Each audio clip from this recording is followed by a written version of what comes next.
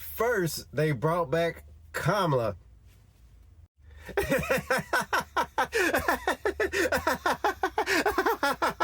And now they brought out the big guns.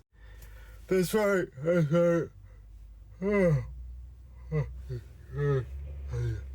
Sleepy Joe Biden, man. Look at that picture.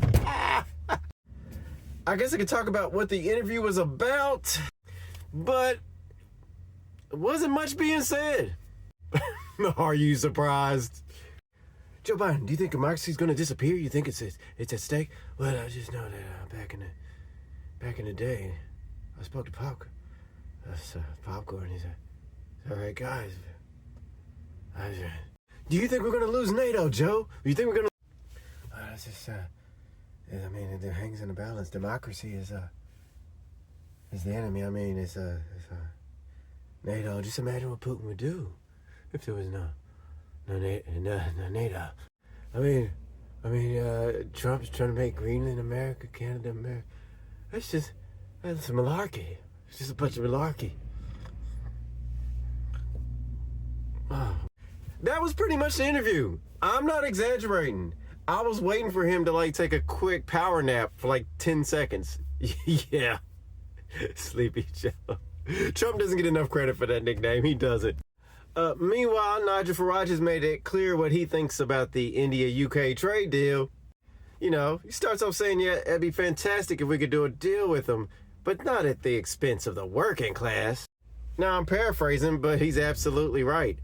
This deal is allowing businesses from India and Indian immigrants that are working for these said businesses to not pay national insurance for 3 years. And let's face it, they call it national insurance, but all the taxes go in the same pot. It's just an income tax, and they don't have to pay it. And get this, the reason why they don't is because they're already paying into their pensions in India.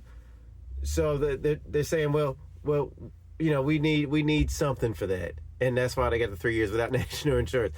I'm not making this up. And I'm sitting there thinking, what's to stop them from starting for 3 years, leaving, and then coming back to do the same thing again?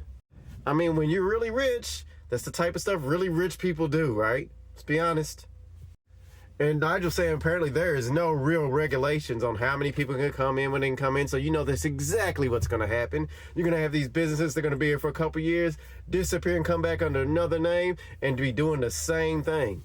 Nigel even states that already over 500,000 people from India have immigrated here in the last 2 years. So he's like, well, who knows how many will come in now? And he's not being nasty because there's no stipulations, no information, no regulation on how many people are allowed to come in through these businesses.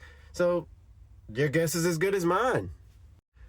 Now everybody's looking at Keir and thinking, when is he going to start making U-turns? You know, on the winter allowance and the benefits they want to cut from disabled people in the UK. With their recent loss, which is bigger with Tories, but we expected that, and reform on the rise, they might be changing some of their policies because there's a lot of people. If I was receiving disability benefits and I had a condition, I wouldn't want to vote Labor ever again. That's just ridiculous. So I can imagine the sentiment of these people who are experiencing this, and I totally agree with them and I don't blame them. I guess it's safe to say if things don't change, take a U-turn now, we're all doomed. Just saying. Look at the people in power, what they're doing now. Not saying we can't do nothing about it, but something needs to be done. And I think this recent local election in the UK is a sign that people are fed up and they want a difference. They want to be heard. They want their concerns taken seriously. And they want this country going in the right direction. Not too dissimilar from what happened in the States in November and what's going on now in America. Even in parts of Europe, this same thing is happening. And they're describing it as democracy is fragile and failing. I would argue this strengthens democracy. This shows how democracy is actually working. That the people that have been in power for all these years aren't guaranteed to be in power. The people choose who are in power. And on that note, y'all take care and stay safe. Stay blessed.